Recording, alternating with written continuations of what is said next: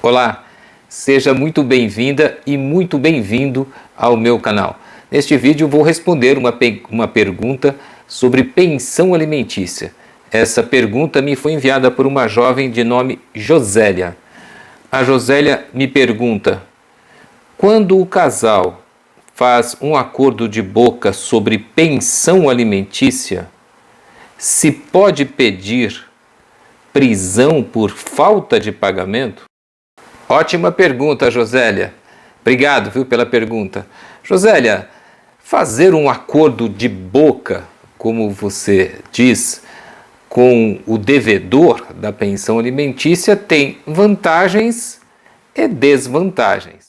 Pessoalmente, eu considero uma vantagem, ou seja, um lado positivo de um acordo feito de boca, entre os pais, quanto à obrigação alimentícia, porque se o casal está fazendo um acordo de boca, é porque existe confiança entre o casal, porque o casal se entende. E isso é tão bom quando o casal se entende, quando o casal não precisa da justiça.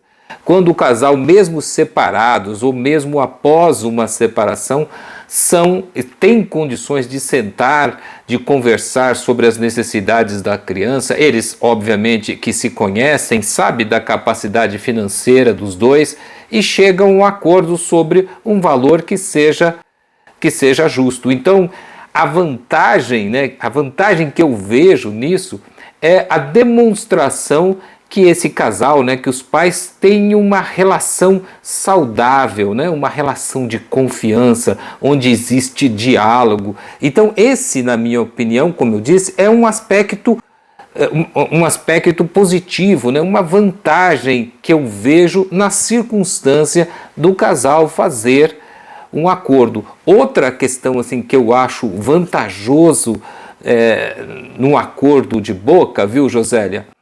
É que, o acordo de boca, ele é flexível, ele pode ser flexível. Então, imagina que você combinou lá com o pai do seu filho que ele pague R$500 por mês. Vocês fizeram um acordo de boca para ele pagar R$500, mas naquele mês específico houve alguma circunstância, a criança se machucou, a criança ficou doente, exigiu lá a compra de muitos medicamentos, ou você precisou contratar uma pessoa para tomar conta dele, enfim, houve algumas circunstâncias excepcional. E como você tem uma relação de confiança com aquele pai, você conversa com ele e diz: olha, esse mês a coisa está difícil, você não pode ajudar com um pouco mais? Só de remédio eu gastei 150, R$200. Então, o acordo feito de boca, esse acordo fruto da confiança, tem a vantagem de ser flexível, do casal poder conversar. Isso pode ser bom para a mãe, que tem ali a guarda mais direta da criança, e também pode ser bom para o pai.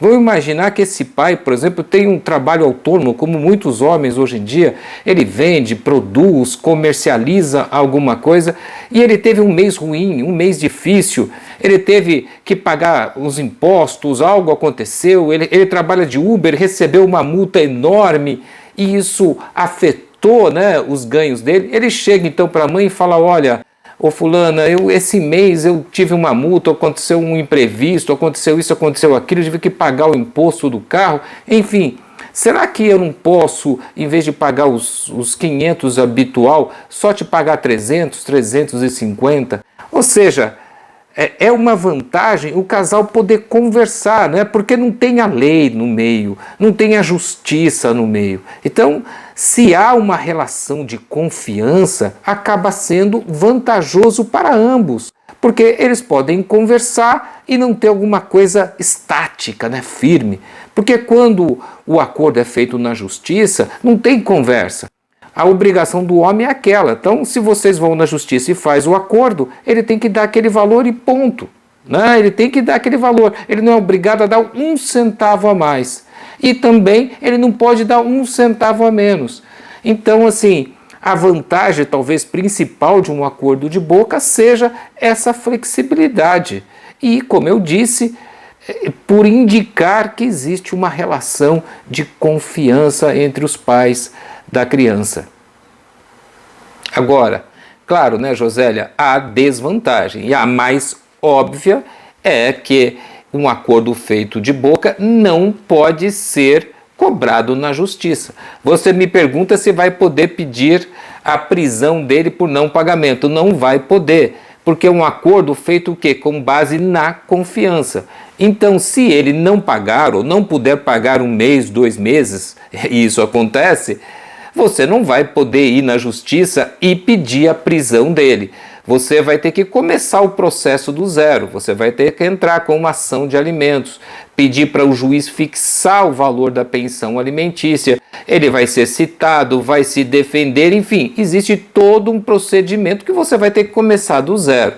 Quando o acordo é feito na justiça e o homem não cumpre, acontece isso que você mencionou aqui na sua pergunta. Se o homem não paga, ele vai preso.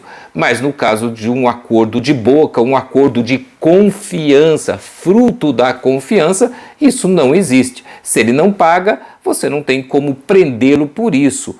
Agora, como eu disse no bloco anterior, um acordo de boca tem que ser fruto da confiança. E quando a pessoa trai a nossa confiança, óbvio, a justiça não tem nada a ver com isso, né? É um acordo de cavalheiros, um acordo de amigos. Se ele trai a sua confiança, e aqui eu já estou respondendo a sua pergunta, você, obviamente, que não vai poder pedir a prisão civil dele. Você vai ter, como eu já expliquei, que começar do zero, entrar com um processo e começar do zero. Outra desvantagem evidente, né, para ambas as partes, mas mais para quem paga, é que você não pode abater do imposto de renda.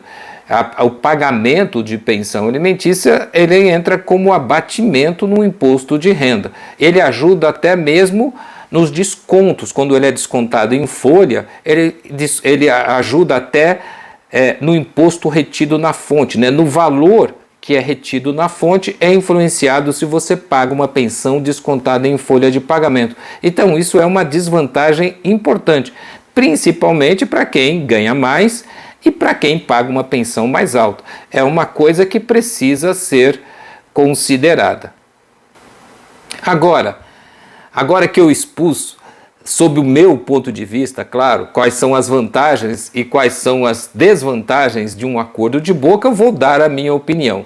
Como vocês sabem, eu trabalhei como defensor público durante quase 30 anos e eu lidei com situações como essa milhares, não é nem dezenas, nem centenas, mas milhares de vezes. E eu sou daqueles que acho que a melhor solução sempre é fazer um acordo na justiça, né? Você até pode fazer o acordo de pensão alimentícia no escritório de um advogado, né? Comparece as duas partes e o advogado faz o acordo, as partes assinam, o advogado pode ou não pedir homologação, pode pegar ali a assinatura de 2 testemunhas e aquilo constitui, mesmo que não se peça a homologação judicial, constitui um título executivo extrajudicial. Mas eu sou da velha guarda. Mesmo quando o acordo é feito no escritório do advogado, e eu fiz, como eu disse, centenas, milhares de acordos no meu escritório, isso me ajudou muito, desenvolveu a minha capacidade de fazer acordo, enfim, mas esse é um outro assunto. Eu sempre gostei, sempre preferi e continuo preferindo até hoje fazer o acordo e pedir a homologação na justiça, porque daí fica guardado lá na justiça, se o advogado se muda, se o advogado morre, se o advogado perde o documento está lá na justiça. A parte interessada contrata um outro advogado, pede o desarquivamento e pode acessar aquele acordo que eventualmente vai ter que ser manejado por anos a fio, né? Então, na minha opinião, viu, Josélia, por melhor que seja o seu relacionamento com o pai do seu filho ou da sua filha, você não diz aqui, por melhor que seja o seu relacionamento, o meu conselho é: procurem juntos a justiça, façam um acordo. Eu acho que isso é bom para ambas as partes, isso garante para o homem o conhecimento prévio de quanto é que ele tem que pagar, porque, viu, homens, Muitas vezes esse bom relacionamento muda quando você casa de novo, ou quando a mulher casa de novo, ela acha um outro marido e o cara começa a influenciar, né? Se você arranja uma outra mulher e essa mulher começa a influenciar, você chega na sua atual e fala, ó, tá aqui, eu tenho uma obrigação legal.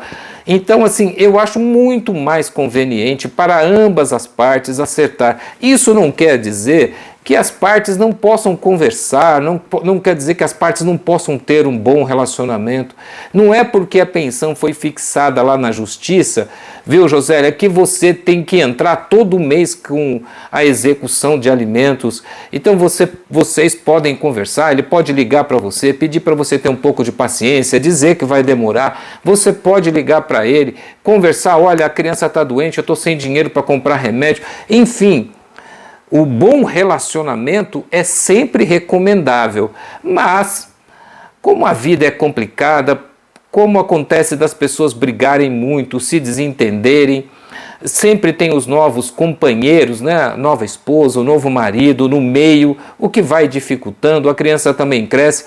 Eu acho mais prudente, mais conveniente que se faça um acordo por escrito e esse acordo seja levado para homologação judicial, como eu expliquei. Bem, é isso que eu tinha que falar sobre o assunto. Se ficou aí alguma dúvida, algo que você, viu, Josélia, e todos que estão aí me assistindo não entendeu, pode deixar, ou se você quer simplesmente comentar, deixar a sua opinião, faça isso aqui nos comentários deste vídeo. Quero aproveitar a oportunidade, como faço sempre, né, de pedir, viu, Josélia, o seu apoio e o apoio de todos que estão me assistindo ao meu canal. Você pode apoiar o canal se inscrevendo, claro, apertando o sininho para receber a notificação quando eu postar um novo vídeo. Também deixando aqui o like nesse vídeo, isso ajuda na divulgação do livro, do vídeo, né? O YouTube fica sabendo que o vídeo está sendo visto, então ele acaba distribuindo o vídeo para mais pessoas e, claro, também compartilhando esse vídeo com amigos e familiares que têm interesse nesse assunto. Obrigado por assistir e até o próximo vídeo.